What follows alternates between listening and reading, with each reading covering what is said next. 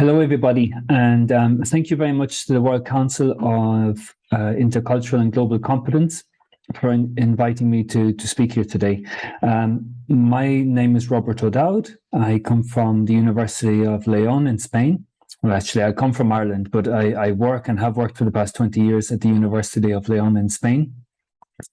And I've been invited to talk to you a little bit about my experiences of virtual exchange and its role in developing intercultural competences and global competences in higher education. Okay, so I'm going to share my screen, and I'm also going to talk very, very quickly because I was sent various questions, but I was also told that I've got 7 minutes to talk about all of these things. Okay, so bear with me while I try to deal with the different questions and things, okay?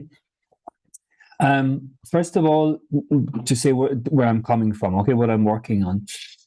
Virtual exchange is what is a term we use to talk about all the different ways that groups of learners are being brought into contact together over the internet to work on intercultural learning and to develop their skills and their attitudes, their knowledge, as part of their coursework and under the guidance of educators.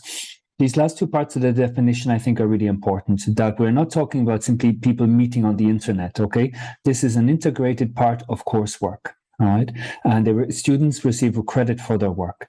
And it is under the guidance of educators, because we believe that you cannot simply bring students together and then sit back and watch the magic happen, right? It doesn't work like that. So teachers have to be there, educators or facilitators have to be there, to develop effective tasks, first of all.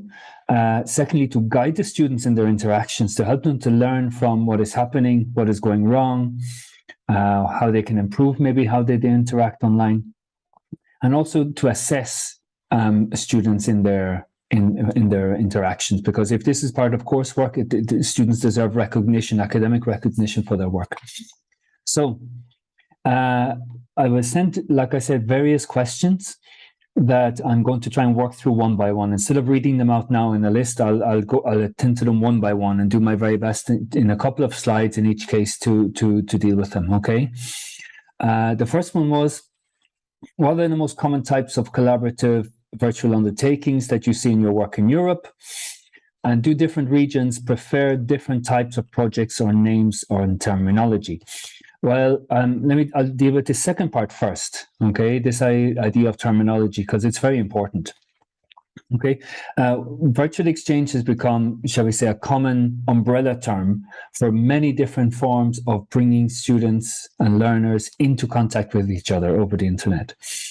If you come from the area of foreign language education, like I do, well, you would have spoken about telecollaboration for many years. Also, online intercultural exchange is the term that I used originally in my first publications about this.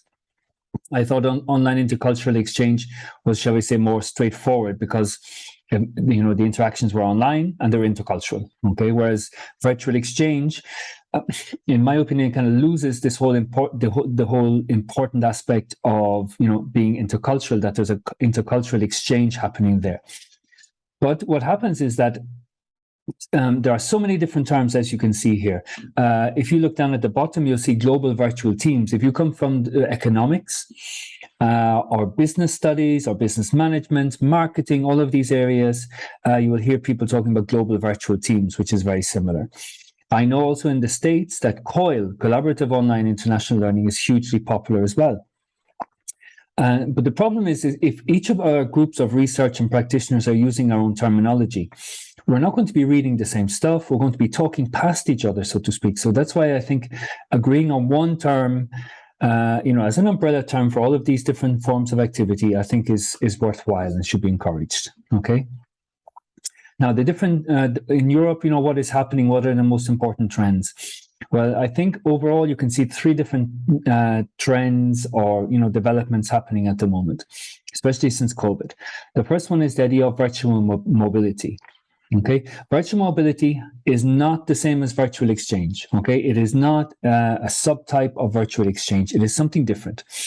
Virtual mobility involves students in one university following courses at another university, doing the exams and evaluations at another university online, and then getting credits sent back to their home university.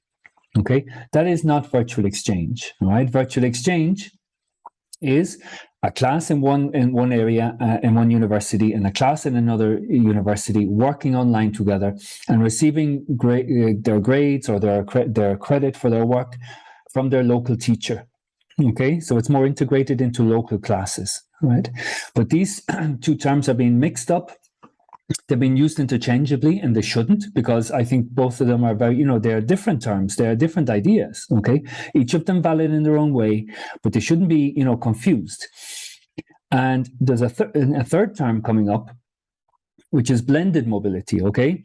Now, blended mobility is interesting because it kind of seeks to combine, basically, aspects of both, and also physical mobility, okay? So what you might have is students doing online lectures together from different institutions doing online lectures together. They might interact together online in a type of virtual exchange, but then they would also actually travel to one of the institutions for maybe a week or 2 weeks and have an intensive collaborative period of work together there. Okay, so these are the type of things that since COVID are becoming more and more common, I think. Okay, virtual mobility, virtual exchange, and blended mobility. And I think it's in our own interest not to confuse them. All right. Now, another question was, what kind of innovations has Erasmus Plus used to connect students, and do they connect with students outside of the EU? Okay, so Erasmus Plus has, after many years of, finally woken up to virtual exchange and to the value of virtual exchange, I think. In the new Erasmus Plus program that was just published last year, they have introduced what they call blended intensive programs, which means that students can get funding for a sort of blended mobility, like I mentioned earlier, which involves physical mobility of maybe 1 week, 2 weeks, plus structured online collaboration. And structured online collaboration, I understand there as virtual exchange, basically. So you can read more about that on the Erasmus Plus program. It's just starting off. It's very new, and I'm trying out the first one this semester in my own classes, where we're going to be working with foreign students of foreign language education from Europe. We're going to do an online course, online exchange, and have them come to Leon, where my students are, in January. So people are going to experiment with how this can be best set up. Okay, but it's a new and exciting way of doing it, I think. The Erasmus Plus program also offers what they call contact with. Let me just move my camera here out of the way. Contact with specific regions outside of the European Union. They're using virtual exchange for that as well. So, but what are these specific regions? Well, again, you can explore that a little bit online, but you will see that they're basically, shall we say, on the borders of the European Union. Okay, so countries in Northern Africa, in the eastern parts of Europe, Middle East, countries that are, shall we say, in contact with the European Union, but not part of the European Union. And it's, again, an interesting new way of doing it. Some people are worried, some have expressed concern that what they're doing is stopping people coming from other countries physically by offering them some kind of virtual contact instead. Okay, and this is always the debate that happens in virtual exchange. Is it going to be used by institutions or by organizations or by countries as a way of replacing physical mobility and stopping physical mobility, okay? There's no simple answer to that. Maybe some countries or maybe some organizations will do that. They will try to save money on physical mobility or avoid people from, shall we say, unwanted countries coming into their countries by offering a virtual exchange instead. That would be a misuse of the activity, but that is where we are at the moment. We're discussing these type of things. Also, very interesting is that there are in national governments promoting virtual exchange, offering training, funding for projects. That is happening, as you can see here, in the Dutch, in Holland, and also they in Germany. Okay, so in Germany and Holland, you've got small amounts of funding for teachers that want to learn how to do this and want to run their projects. Okay, so there's interesting events happening there too, and interesting developments. About the United States, if you want to know about virtual exchange in the United States, I suggest you go to the Stevens Initiative. This is a magnificent organization doing some great work in the field, offering projects, funding, training, resources. It really is worth exploring their website and see all the different things that they are doing and the online webinars they are offering. And so if you're, and this is, they are, of course, focused on promoting virtual exchange between the United States and the Middle East and Arab-speaking countries. Okay, and this, but it is really, really interesting what they're doing, and it's well worth exploring. So, what are some of the challenges you've encountered in your work, and what are some of the successes? Well, a slide for each. First of all, the challenges. One of the challenges is, shall I say, a suspicion, I would suggest, among people that are used to physical mobility programs, who believe in physical mobility programs or study abroad programs, that somehow virtual exchange is going to be used to replace or reduce funding, like I mentioned earlier. There's a very interesting position paper by the European Students' Union and the Erasmus Student Network that you can find online very easily. That's the title of it there. And they're very quick to say that virtual learning, virtual exchanges cannot substitute face-to-face interaction and physical mobility and physical mobility that imply cultural immersion and first-hand experience of the everyday life of the host culture. All I can say is I totally agree. They cannot, and we shouldn't be trying to pretend that they do. But what we are, those of us that research and promote virtual exchange, what we try to say is that virtual exchange can be used as a complement to physical mobility. It can prepare students for physical mobility. For those students that are never going to go abroad for either, shall we say, physical reasons or economic reasons, you know, we can reach them. We can give them an international experience through virtual exchange. Okay. So like I said, you know, they are worried that, for example, countries will count students that participate in virtual exchanges as part of mobile students, okay? And they're saying that shouldn't happen. So that's a very interesting and easy to read position paper that's, you know, to see a kind of a critical approach to what virtual exchange could be.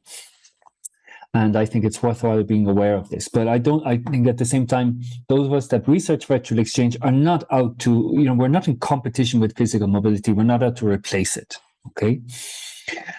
Successes that we've had. Well, in the 20 years that I've been researching and promoting virtual exchange, I think recently the big successes we've had is the amount of projects we've been able to receive. From the Erasmus Plus program, we've had 3 very large projects in recent years: Evaluate, Evolve, and Valiant. These projects have been, you know, received large amount of funding to establish, you know, the impact of virtual exchange. But also very importantly, in the case of Evaluate and Valiant, is that we've been able, these projects are called European policy experiments, and they involve ministries of education.